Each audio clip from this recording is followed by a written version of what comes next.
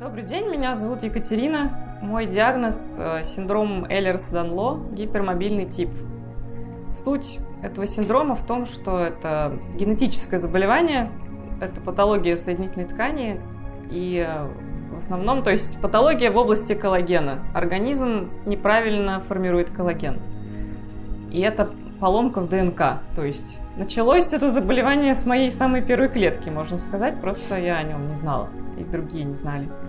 Но так как, в принципе, ДНК сразу изначально сломанная, то мы просто как бы состоим из другой ткани. И она хрупкая, она неправильная, и это соединительная ткань, которая пронизывает весь организм.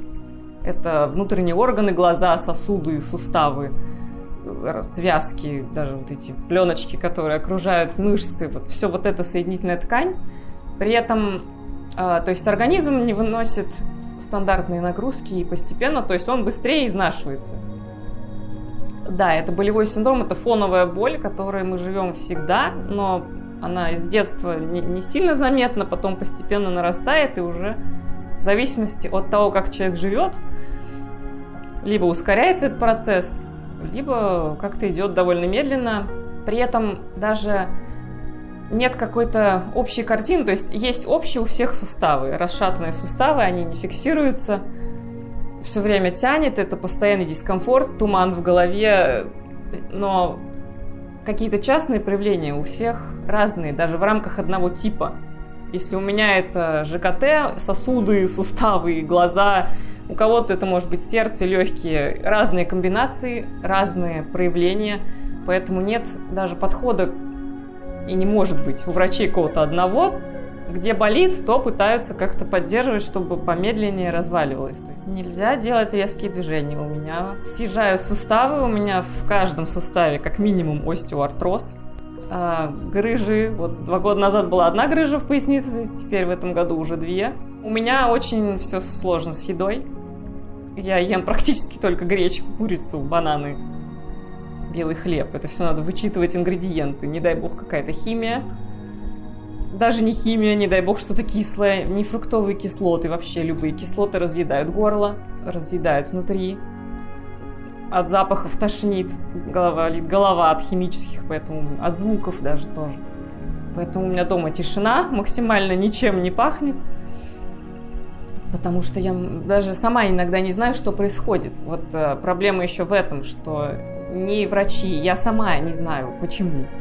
И это постоянно этот ребус, который ты не знаешь вообще, нет инструкции. Инструкция по ходу, то есть пробуешь, помогает, да, через 2 недели может не помочь.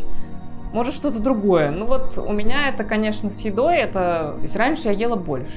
Симптомы часто, именно у этого синдрома часто тянется кожа, вот у меня нет. Тем не менее, у гипермобильного это не обязательно. Но она бархатистая, удлиненные конечности, плоскостопие, пальцы прогибаются, вот это все догибается до сюда. Пальцы выгибаются наоборот, вот так. Или даже больше, то есть, все у меня, рука выворачивается вот в обратную сторону кисти. То есть с возрастом это уменьшается, потому что зарастает остеоартрозом. Но у детей особенно это будет видно, вот эта гипермобильность, очень важно ее заметить.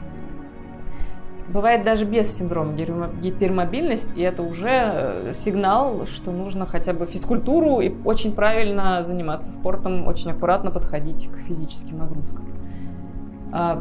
И слабость. Характерный синдром именно слабость, головокружение, туман, то есть как иногда сложно концентрироваться. Сложно, когда сесть, встать, когда кровь гуляет туда-сюда, это начинается головокружение, даже до потери координации, может быть, потери сознания, разные проявления. Но гипермобильность однозначно. Проблема, подвижность суставов, на нее надо обращать внимание и стараться все ортопедическое, чтобы максимально беречь. И да, диагноз ставит генетик. Общие анализы будут в норме всегда. То есть это не воспалительный процесс, это просто вот так. Ношу теперь периодически корсет, всегда в наколенниках, потому что у меня разъезжаются колени. Я могу повернуться, а ноги ниже колен не поворачиваются. В 19 лет у меня было на фоне напряжения и усталости кровоизлияние внутри глаза. И выяснилось, что у меня глаз вообще, то есть у меня не видит левый глаз практически, он видит вот такой кусочек. Я об этом не знала, так как я всегда так жила. Выяснилось после кровоизлияния, что там он весь аномальный, все не так. И, соответственно, если сильное перенапряжение, то могут лопнуть сосуды. У меня была работа, компания занимается охраной мероприятий, я была секретарь-переводчик, и вот это очень интересно, но уже пошло сильное напряжение, и физическое, и эмоционально очень это все изнашивает, и тут уже организм поехал сильнее. Это сильная усталость, это именно ощущение, что сейчас я упаду в обморок, но не падаю. И вот в этом состоянии ты просыпаешься, засыпаешь, и все ноет, тело ноет, непонятно, что происходит. То есть уже я понимала, что что-то серьезно, и надо сбавлять обороты, и я потом поменяла работу. И все начинает хуже работать. Тут я постепенно начала выяснять, именно и по сфере, и у невролога проверили сосуды, что нарушено кровообращение. И там, и сям проблемы, но все равно не было понимания.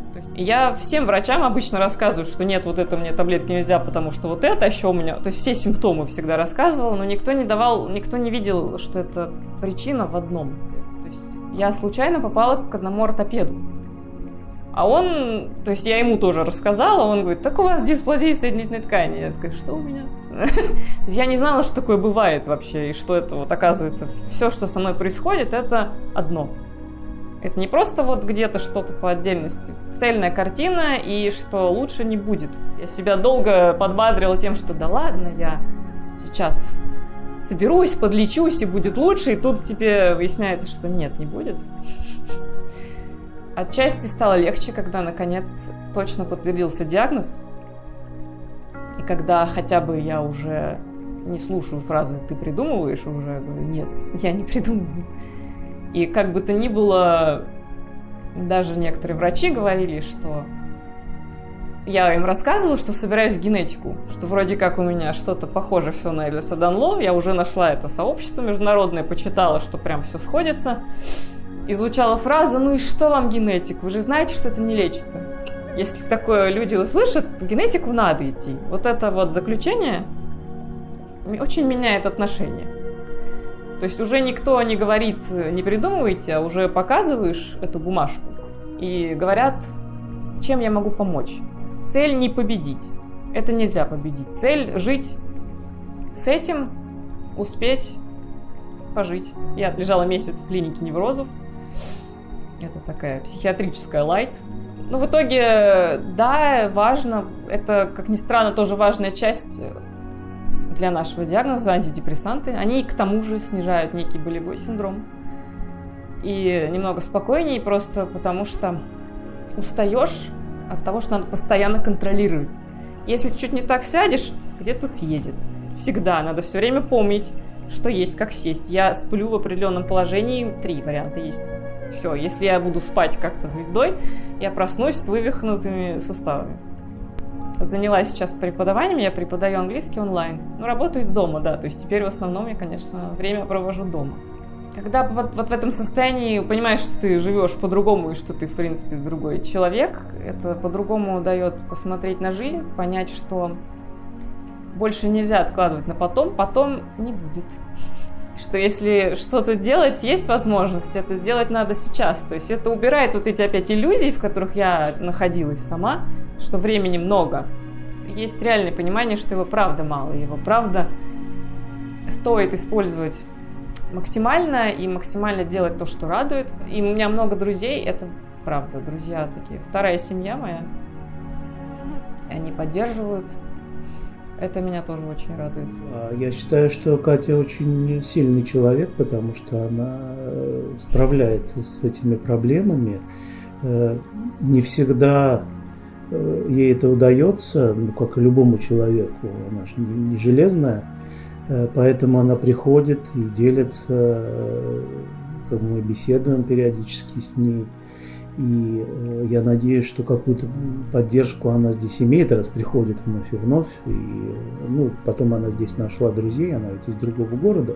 И, в общем-то, ей сложновато было, честно говоря, в Петербурге поначалу. И быт неустроенный и прочее. Именно на этом этапе как раз она и попала в храм. И для нее это оказалось очень большим подспорьем.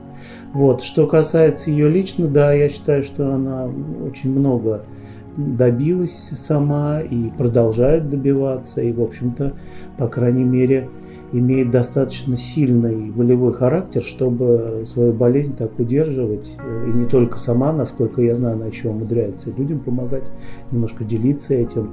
Нашла в себе силы вообще об этом говорить открыто, что бывает не очень легко. Что касается вот таких вот болезней, врожденных, развивающихся, да, людям надо знать и понимать, и в конце концов просто беречь друг друга. Поэтому приходится немножечко открываться. Одно из еще осознаний, которые мне пришли, именно насколько, когда я узнала свой диагноз и все такое, я прочувствовала, насколько внешность – это всего лишь внешность. И что вообще не надо судить по тому, как человек выглядит. Мы не можем знать, что с ним происходит в данный момент. Зная, как я выгляжу, когда мне плохо, вообще не сказать по мне. И также, легчает не судить никого. Даже если кто-то сильно наряжен, вообще не значит, что у него все замечательно. И если кто-то сидит молодой и не уступает место, это не значит, что этому молодому не нужно место даже сильнее. Вот. Так что просто надо быть добрее друг другу и уважать. Независимо от того, кто как выглядит. Меня зовут Елена. Екатерина моя подруга. Вот, и по совместительству моя клиентка. Я занимаюсь массажем. Я не знала, конечно, что она так сильно болеет. Просто до момента того, когда был поставлен уже диагноз с ее синдромом, просто она обращалась ко мне с болями в спине, как обычные клиенты совершенно, которые ко мне приходят. Вот, и первый раз, когда она ко мне пришла, я с ней работала как с обычным клиентом, поставила ей баночки, поработала массажем, и, в общем, ей стало плохо после этого.